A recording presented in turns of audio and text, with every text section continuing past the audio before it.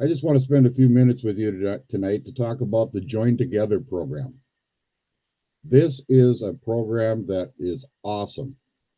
It will work with any of your corporate, your nonprofits, any group that is out there already doing service, but may need the extra help that Lions can provide. I'm going to give you an example of one of them that we have recently started in our district, and it's called Jacob's Voice. It is a nonprofit that is out about working on cyberbullying. They had a young man who committed suicide after being bullied on the internet.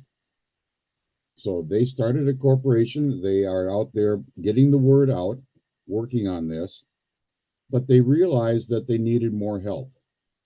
So, how did we get in touch with them? We have members of our district that belong to other organizations, and they were at a meeting. And at this particular meeting, Jacob's Voice was getting an award from this group, and they were up there talking about what they were doing, how they were doing it, and what they needed. And our Lions member was in the audience listening to this, going, wow, this is something that Lions could really get and sink their teeth into. So, first and foremost, when you're looking for these, build relationships with these people. Don't just call them all necessarily, but if you can hear them, talk to them, visit with them, find out what their process or their program is, and then start talking to them about how we can help them. We had a meeting with their board of directors, and we sat down with them for breakfast. And the big thing we talked about was the liability insurance that we could provide. Then they started talking about their program, and we realized that we could be a really good joint partner with them.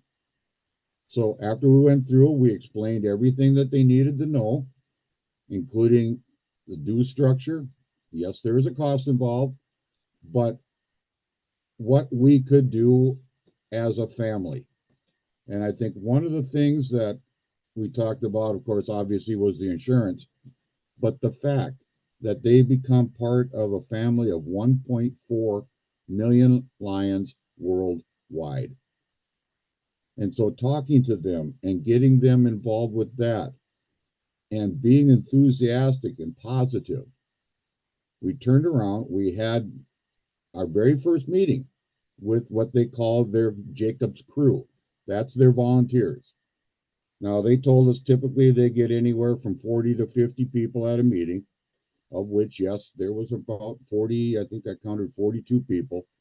At the end of the night, we had received 30 membership cards. Some said, I'm sorry, I didn't bring a check or cash with me. And of course, we don't accept any cards unless they're paid. And so we said, that's fine. When's your next get together? They had another one about 3 days later. We received 3 more cards. So we're up to 37 members in that. The process is rolling, but they're not done. They think that they can get that club to at least 50 by the time they charter. Build relationships. Look for other organizations, whether they're a 501c3 or a business, that you can partner with. Don't limit yourself just to 501c3s. We are working currently on a grocery store chain that does a lot of service in their community.